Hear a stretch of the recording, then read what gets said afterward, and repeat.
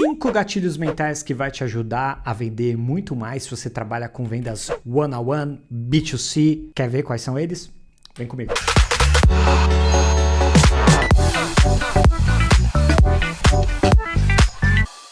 Fala vendedor, fala vendedora, sejam bem-vindos ao canal do Vendas Pro e hoje eu quero falar sobre os 5 gatilhos mentais que eu acho que são mais produtivos no processo de vendas. Se você não sabe o que é gatilho mental ainda, eu vou te deixar a recomendação dessa leitura aqui, ó. Esse cara aqui, Robert Cialdini, As Armas da Persuasão, essa é a maior obra sobre gatilhos mentais, mas de forma resumida, o que é gatilho mental? É um elemento que está instalado no nosso cérebro que nos ajuda a tomar decisões de forma mais rápida, por isso que é um gatilho. Ele é um gatilho porque ele desencadeia um processo. E alguns processos nos ajudam no processo de venda. Mas antes quero deixar um alerta.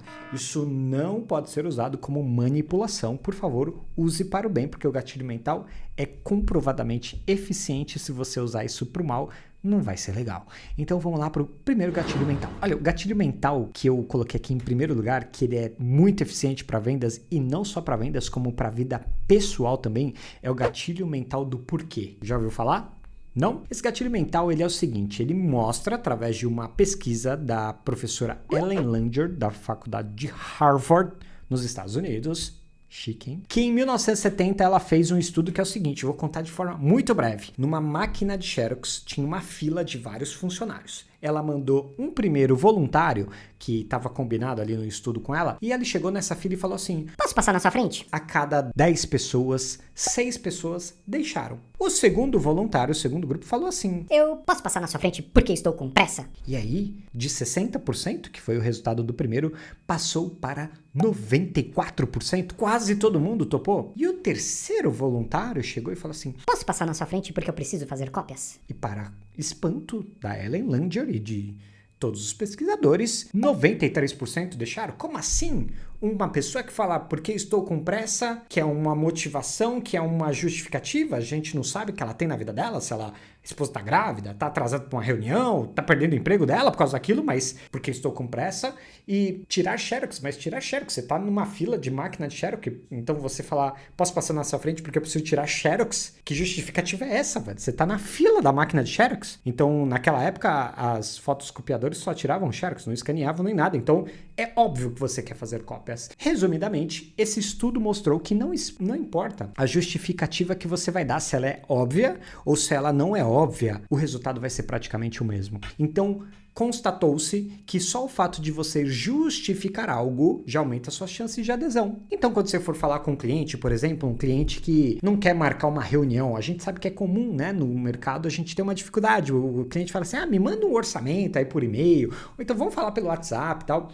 Use a justificativa. Olha, seu João, aqui a gente tem um jeito de trabalho um pouco diferente, porque a gente se importa muito em entender primeiro se faz sentido aquela solução para o cliente ou não, senão a gente nem prossegue. Então, por que a gente tem essa preocupação? Pelo fato da gente ter essa preocupação, que a gente gostaria de bater um papo rápido ali de 15 minutos, pode ser? Então, você coloca uma justificativa antes, aumenta muito a sua taxa de adesão. Então, vamos para o segundo gatilho mental. O gatilho mental do desprendimento, ou como os americanos gostam de chamar no modo chique, no take away. O que é o desprendimento, o takeaway? É quando você não faz questão de algo. Eu não sei se na época da escola de vocês tinha aquela menininha ou aquele menininho que todo mundo queria ficar, mas ele esnobava todo mundo, mas todo mundo queria. Então, isso mostra que quando a gente não faz tanta questão, parece que um imã ali que atrai, a gente gosta meio que de sofrer e gosta de passar por aquilo, mas na verdade isso é comprovado no seguinte sentido: nós, seres humanos, nascemos com a necessidade de aceitação. A gente precisa conviver, fazer parte de uma comunidade, de uma coisa maior que nós, nasce com a gente, isso é intrínseco. Quando a gente tem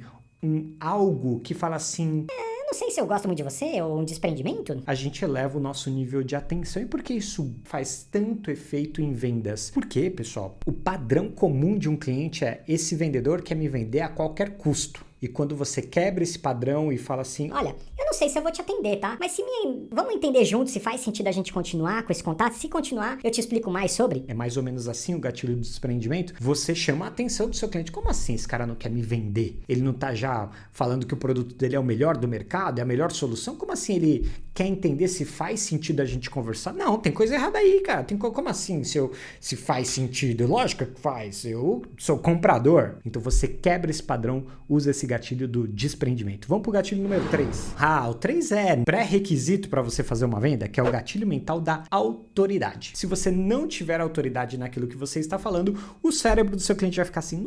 Esse cara aí sabe do que tá falando? Não sei não, hein? Tô meio assim e tal. Então, a autoridade é muito importante. E como você adquirir autoridade? Com conhecimento sobre o seu produto, sobre o seu mercado. Se você educa o seu cliente, o que é educar o cliente? É trazer informações que ele não sabe, informações que ele não viu na primeira página do Google, não estavam lá. Tudo que você acrescentar disso num processo de compra, ele te vê como autoridade e ganha mais confiança de comprar de você. Gatilho número 4, escassez. Meu Deus, vai só até amanhã, últimas unidades. Isso funciona demais, pessoal, porque as pessoas têm mais medo de perder do que vontade de ganhar. Olha que louco. Então, quando você tem um processo de fechamento, principalmente se você trabalha com B2C, que o ciclo de compra é curto, você tem que ter elemento de escassez no seu fechamento. Eu não sei se são vagas, se é desconto, se é uma condição diferenciada. Use escassez por conta disso. As pessoas têm muito medo de perder algo, mesmo que elas nem tenham esse algo ainda. E o quinto e último gatilho mental que ajuda demais no processo de vendas é o gatilho mental da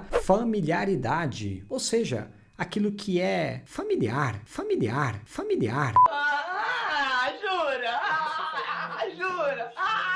Sério, jogador? Aquilo que parece, opa, já conheço de algum lugar, eu me sinto mais confiante quando eu estou num ambiente familiar. E por isso que tem tantos estudos e tantas técnicas para você estabelecer rapport com o seu cliente. O que é o rapport? É uma conexão que nesta conexão ele te percebe como algo próximo a ele, não pode ser tão distante. Essa familiaridade acalma o cérebro límbico, o neocórtex do seu cliente, e ele aceita melhor você, os seus argumentos, o seu processo de persuadi-lo. E a familiaridade pode ser no seu tom de voz, no jeito de falar, nas expressões, quando você consegue estabelecer esse rapport, essa espelhagem, espelhar, que é o que falam no mercado, né? Então, se o seu cliente, ele gesticula como eu gesticulo aqui, você pode gesticular com ele. Se o seu cliente fala muito alto, eleva o seu tom de voz também, não precisa gritar, ficar escandaloso, mas se ele fala alto e você fala baixo, tem uma desconexão. Se você falar rápido e ele fala devagar, também.